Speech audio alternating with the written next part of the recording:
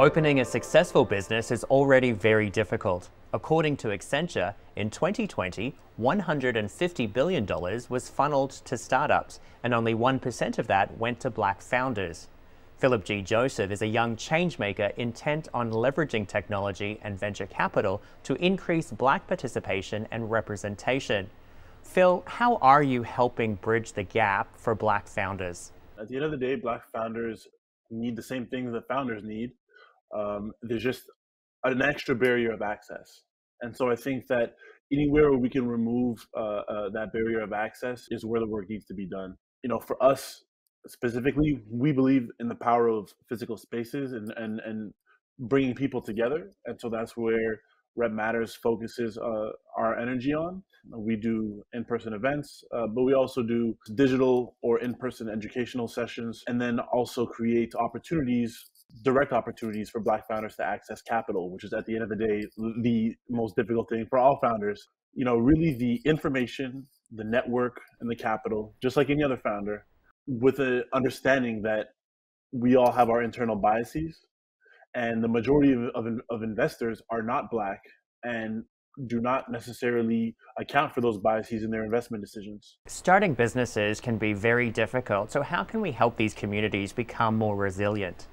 Yeah, the resilient component is a great question. I think that the most important thing when it comes to resiliency is the networks.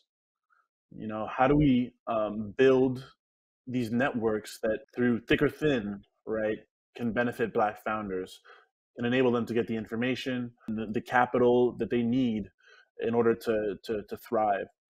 And so I'd say it's really about creating those networks, creating that community.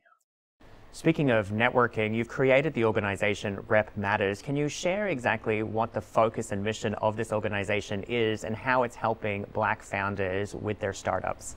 Yeah, so Rep Matters is a platform that helps Black founders scale their businesses. And we do that through three main pillars. One of them being inspiration through our interview series, two being education, really through the interview series and through different webinars that we've had in the past and continue to have in person, getting that education, that information to Black founders.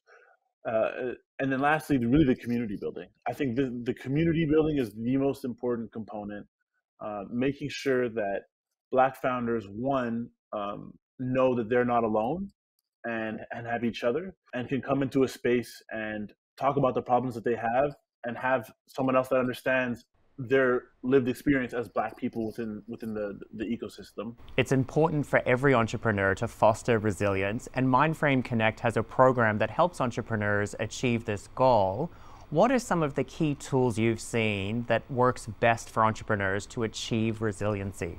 From my perspective, the ability to be resilient really starts with self. And so at Real Ventures, we have a very sort of founder personal growth focused mentality. And I'd say that I also use that within Rep Matters and try to make sure that founders themselves are doing well and are ready to sort of take on this battle, which is entrepreneurship. Because if they don't have that solid base within themselves, it becomes difficult to carry a company, to carry a whole team. Phil, you've worked with a lot of entrepreneurs and interviewed them through Rep Matters. What are some of the key takeaways you've learned?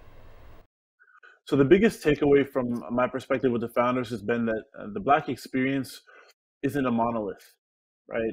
Each founder experiences things differently, come from different backgrounds, and has a very different lived experience. But those lived experiences are unified by the fact that they are Black, living in a predominantly a white world. And so there is that point of unifying contact and some lived experiences that might be the same.